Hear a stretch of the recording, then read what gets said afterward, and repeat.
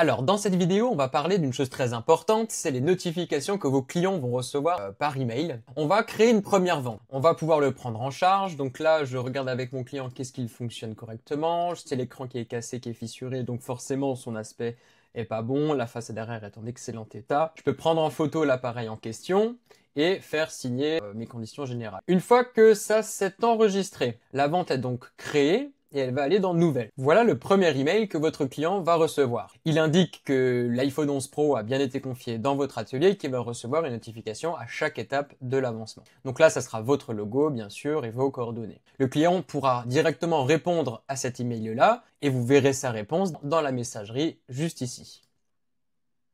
Si une prise en charge a été enregistrée, voilà donc l'email que votre client va recevoir en complément, lui disant que son iPhone 11 Pro a bien été enregistré et que le document de la prise en charge est joint à cet email. Et d'ailleurs, voilà à quoi ressemble le document de prise en charge. Donc on voit bien la photo de l'appareil, le récapitulatif et les conditions de prise en charge ainsi que sa signature. Ensuite, nous progressons sur l'état de la réparation. Donc je commence la réparation et je la mets en débuté. Et là encore, voilà le mail que votre client va recevoir pour le tenir au courant. Ça va l'engager. Il va avoir confiance en vous. Avec ça, vous êtes carré, vous êtes vraiment pro. Elle indique que son téléphone est en cours de réparation. Voilà, que son intervention va durer environ 1 heure. Donc ça, c'est vos données qui sont dans votre catalogue de services. Et on prévient que quand l'appareil, en tout cas quand l'intervention est terminée, eh bien il recevra un dernier email lui indiquant qu'il pourra revenir le récupérer. Encore une fois, là vos clients peuvent y répondre, ils peuvent vous poser des questions et vous pouvez directement y répondre dans la messagerie. Poursuivons, admettons que dans cette réparation-là, vu que c'est un diagnostic,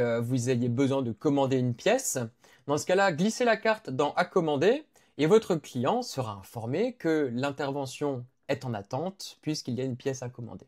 Voilà donc à quoi ressemble l'email qui va prévenir le client que la pièce détachée doit être commandée, que le traitement de la demande est donc temporairement en pause et dès réception de la pièce, qu'on reprendra le suivi et qu'on le tiendra informé de la suite. Vous avez commandé la pièce, la livraison est en attente. Une fois que vous recevez le colis, vous pouvez reprendre la carte et la mettre en débuté. Cette fois-ci, c'est un email un peu différent qui va lui être envoyé. Je vous le montre. Prénom du client. Notre intervention sur votre iPhone 11 Pro vient de reprendre son cours. Comme ça fait vraiment le suivi fluide par rapport à la pièce qui a été commandée précédemment. Une fois que vous avez terminé, basculez la réparation en terminé pour informer votre client que sa prestation est fini, il peut venir récupérer l'appareil. Voilà l'email en question. Donc nous avons terminé de travailler sur votre iPhone.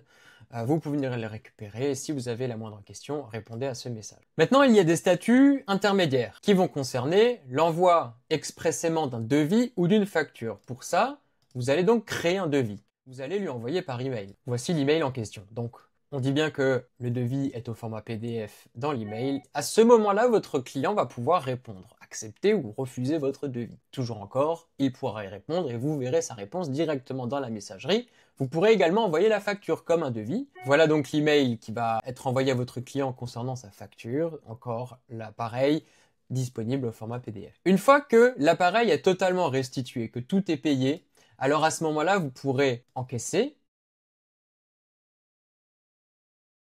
Et l'objet de la vente sera alors considéré comme restitué, il peut même s'agir d'un accessoire, ou d'une réparation, ou même d'un téléphone. Et dans ce cas-là, votre client recevra un email final, lui indiquant que l'intervention est effectivement terminée, qu'il peut consulter la facture en ligne ou la consulter au format PDF dans le même email. Et si vous avez configuré un URL pour une enquête de satisfaction, et notamment, je vous invite à aller voir ma vidéo concernant la demande d'avis client automatisée, eh bien vous aurez ce paragraphe qui va s'ajouter avec le lien en question. Je vous invite aussi fortement à créer un compte sur Trustpilot qui est gratuit pour collecter également des avis via Trustpilot qui sont bien plus vérifiés que ceux de Google. Je vous mets le lien juste ici.